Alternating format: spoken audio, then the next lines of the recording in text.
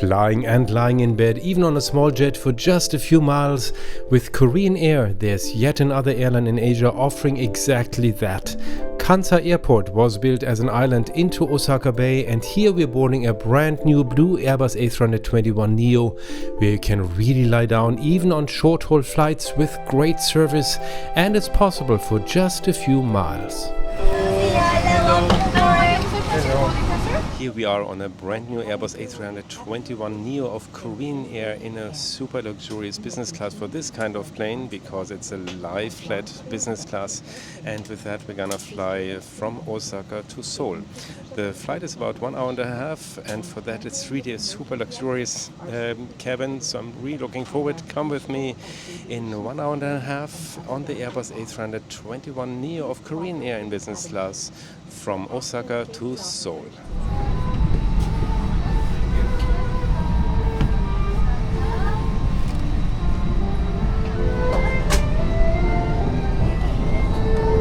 Before boarding, I went to the lounge, and that's a really nice lounge that Korean Air offers here to the passengers at Kansai Airport, with very nice seating areas and nice cooled and warm buffet and wines and drinks, and also of course the beer machine.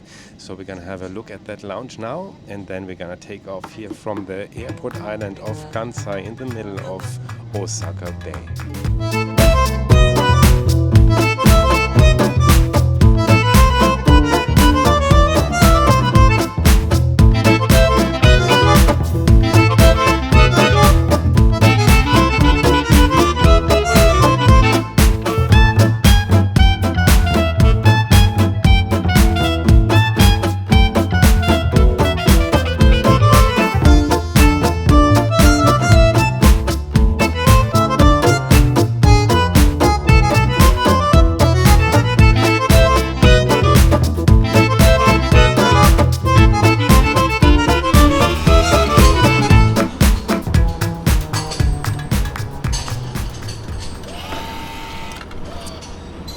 Airbus A321neo is brand new. It was delivered in November 2024 by Airbus, and everything is so nice. The business class has only 4 seats per row. It's only 2 rows, so altogether 8 seats. They're all lie flat. That means it's also comfortable for mid-haul flights, of course, because it's super easy, and you can also bring down the armrest, so also the surface when you lie down is really very generous. For this short flight, it's of course quite a luxury, and in Europe we have only, I think, Iberia that has at the moment Airbus 321s with lie-flat seats in a different configuration again. However, there's a few other airlines that have something like that in this kind of configuration. For example, Singapore Airlines in their Boeing 737 MAX, and also in the different configurations again, Gulf Air. On the Airbus 321neo, that's actually quite similar to this one, and then a very new Etihad, and there's a review on my channel about JetBlue that also has a lie-flat business class on the Airbus A321neo, but with single seats. That was a kind of mixed impression that I had from that airline, but the seat was really very good. Anyway, for this very short hop, it's really luxurious. A few days later, I also tried economy class on this Korean Air A321neo. Another fantastic experience with modern seats, generous seat pitch that you don't get in economy class outside this region, large screens, and a pretty good recline. Absolutely outstanding. And I'm covering the entire flight experience and service in a separate report.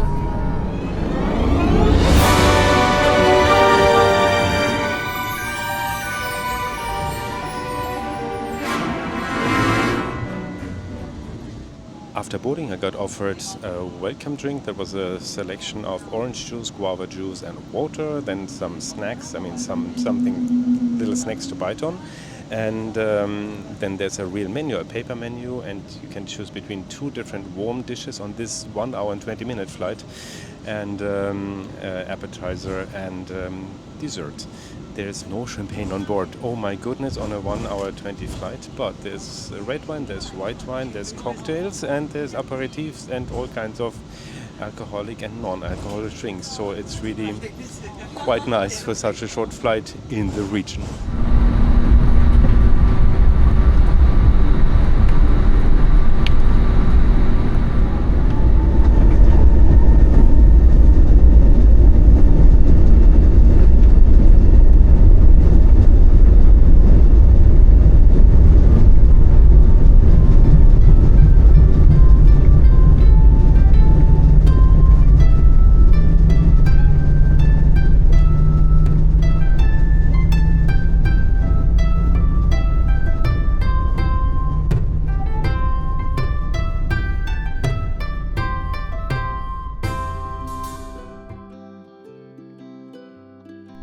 This flight was part of a large-scale trip across Asia, starting with 6 weeks in Japan, where I sang a lead role in an opera world premiere at the Opera House of Tokyo, followed by a dozen flights in low-cost economy, business class and even first class.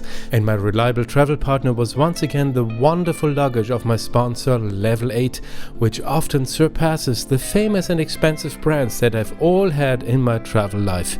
For this XL trip, I chose the XL suitcase from Level 8's Voyager line. It accommodates even the most bulky items, and like all Level 8 suitcases, it rolls silently on its own smooth wheels, even with a weight of 32 kilograms, the maximum that's allowed on a plane. And the smart handles of a Voyager suitcase give you less back problems when lifting it into a trunk. Also with me on board was the sturdy Atlas backpack, which still looks like new even after a year of very bad treatment from my side, and even 14 kilograms inside are not a problem at all.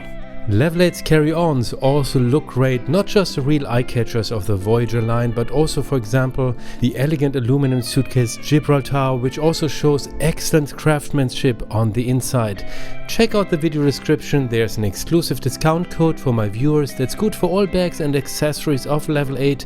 Enjoy shopping and then some really great luggage.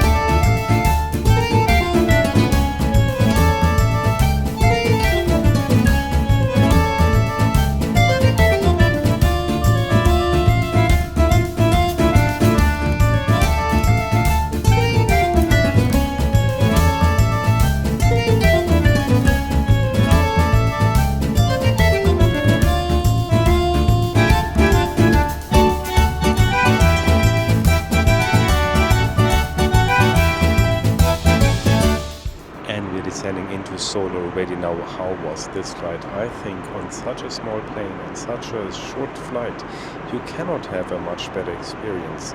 The seat first was really spectacular. You have a really nice lie down, lie flat seat here in business class on this small plane, and it's spacious. Even when you sit, it's still quite wide, so that is really very nice.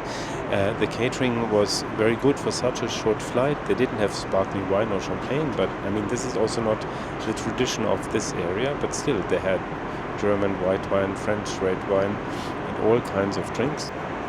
And food was good, the staff was very friendly. Entertainment is also very good, nice monitor screen here, lots of movies to choose from, a little limited, but I mean quite a lot for such a short flight. So really very nice altogether. I mean, very nice view also, but that's a matter of the weather. But still altogether a really nice experience and absolutely worth trying.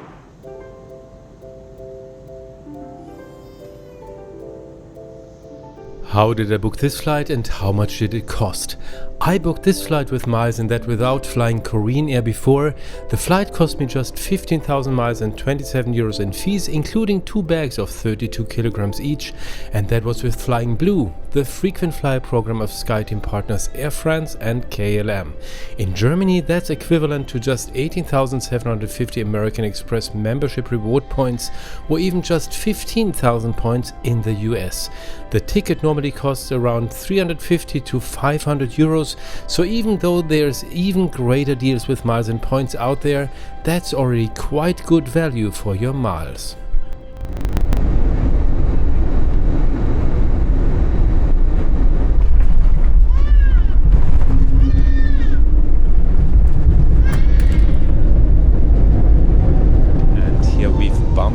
To Seoul Gimpo Airport. I hope you really enjoyed watching this report. If yes, give me a thumbs up, subscribe to the channel, leave your comments, and another really nice report watching would be this one.